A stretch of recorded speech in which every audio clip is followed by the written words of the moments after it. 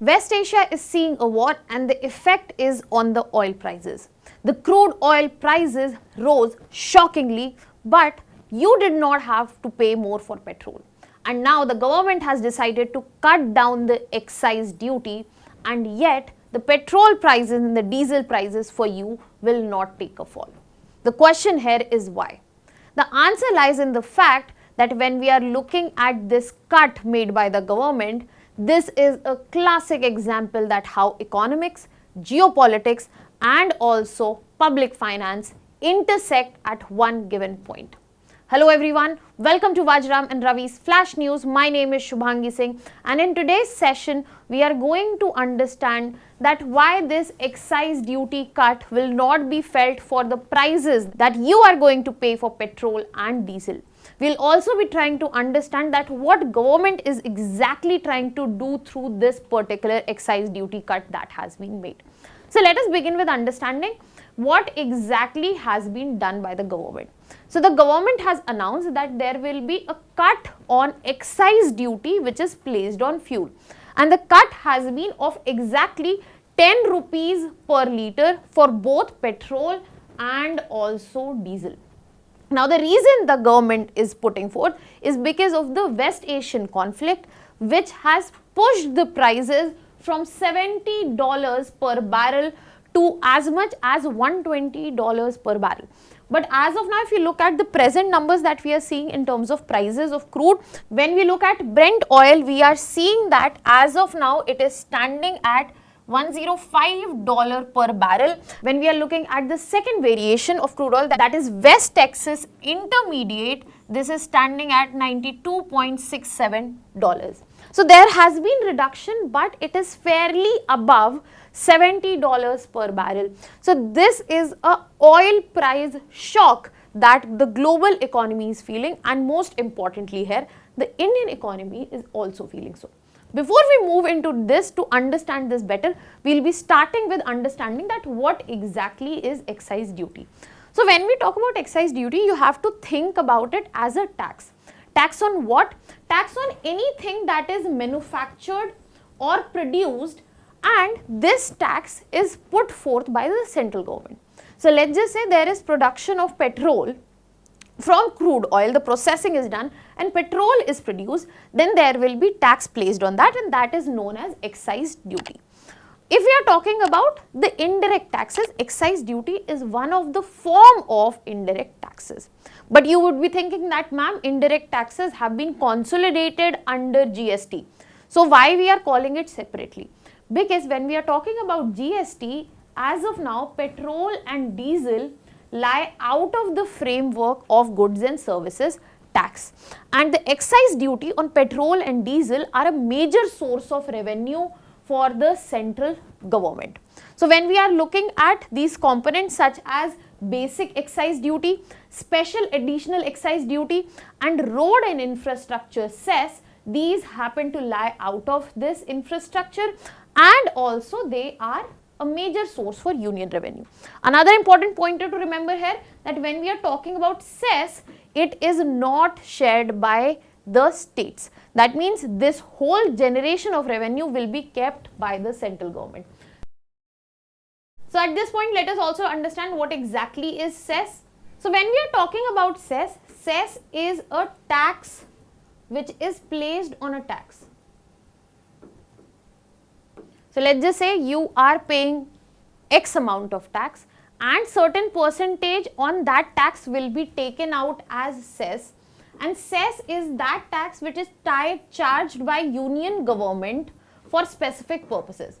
So when the funding for that specific purpose is done, this will be discontinued. For example, health, for example, education. In this context, we have road and infrastructure cess. So I hope we have a fair clarity on excise duty. Now let us move to understand that what exactly has been done in terms of this. Now when we are talking about excise duty cut, we have understood that rupees 10 per litre has been cut for diesel and petrol. Now why it has been cut, and then we will be moving to understand then how it is not reaching you, why it is not reaching you. So the first factor that we already know in front of us is the US-Israel-Iran war in front of us, which has sent the whole global economy in a supply shock, which has led to price shooting of oil, crude oil, and that is why the government has reduced the tax on that. Another factor which germinates from this very point is the domestic concerns which are coming up because of this conflict. Now, because of the higher prices on oil, we are worried about in our economy that it will lead to inflation. Not just fuel, it will gradually lead to inflation towards food and transport. That means there will be price rise for all of this. Let me give you an example. If the prices of oil will increase, then the raw material that is used for packaging, which is made using petrol, that will also increase. Packaging of your beverages, that increases, then the cost of your food will also increase. Similarly, if the oil price is increasing, the petrol that goes into the public transport, the petrol that goes into your car, the price will increase. So the food and transportation will become more expensive. That is one factor that is going to affect the domestic economy. Second factor, when we have to pay more dollars to buy the same amount of petrol, we will have pressure on our current account, and that will lead to current account deficit, because as of now as well, India imports 85% of its energy needs from the outside world. Now these are the two factors, but you have to remember the primary factor remains West Asian conflict. Now let us come to the third factor, which is the OMC stress. So when we are talking about OMCs, that is oil marketing companies, in this context we have multiple organizations in front of us, corporations such as Indian Oil Corporation Limited, then we have HPCL, we have Bharat Petroleum Corporation Limited. Now the problem because of the higher prices is that they are not able to recover the amount they are putting in, they are making no profit at all. Furthermore, the margin pressure has increased. So the profit not existing, and furthermore the margin pressure is mounting up on them. Now what government has done is government is trying to reduce the shock for OMCs primarily here. Now when we are trying to understand this, another factor we need to understand is that why the prices did not fall. That means why were the prices for petrol and diesel not reduced for retail. So you have to understand that when crude oil prices are rising sharply, and at the same time when OMCs, oil marketing companies, are bearing huge losses, which will also reflect on the growth of our economy. So this is where public finance is going to come into picture. This is where government stepped in and gave duty cut.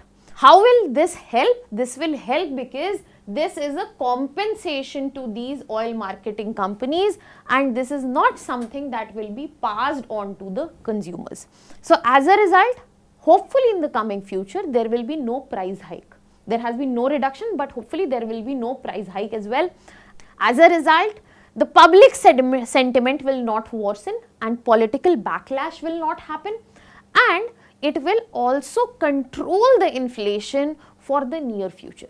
So the government has brought in their tool to ensure that the long-term issues such as this can be addressed. Now let us straight up look towards economic and sectoral impact. What are they? So if we are looking towards positive effect, we know that OMCs have been stabilized. They will be able to stabilize their balance sheet. We know that cost push inflation, which we were talking about in terms of fuel, leading to food and transport becoming more expensive, that will be controlled, and the extreme economic volatility that we are seeing as of now, that will also be controlled, at least for now. Furthermore, there has been an important impact on aviation sector, that is a sectoral relief that we are going to say, because aviation turbine fuel that has been exempted in terms of tax, especially for domestic flights, and this will again help the airlines because they have high fuel cost, plus add to that the rising oil prices, and apart from that, because the West Asian region is constantly in conflict, the root disruptions they are facing. So this will help them stabilize their balance sheets as well.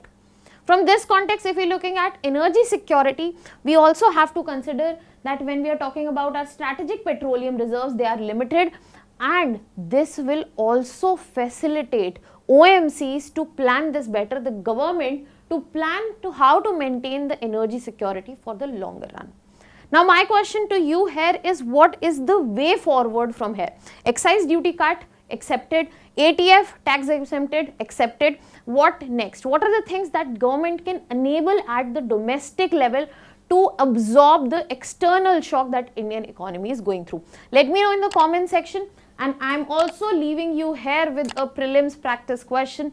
I'll be expecting the answers in the comment section. That was all from my side. Thank you so much.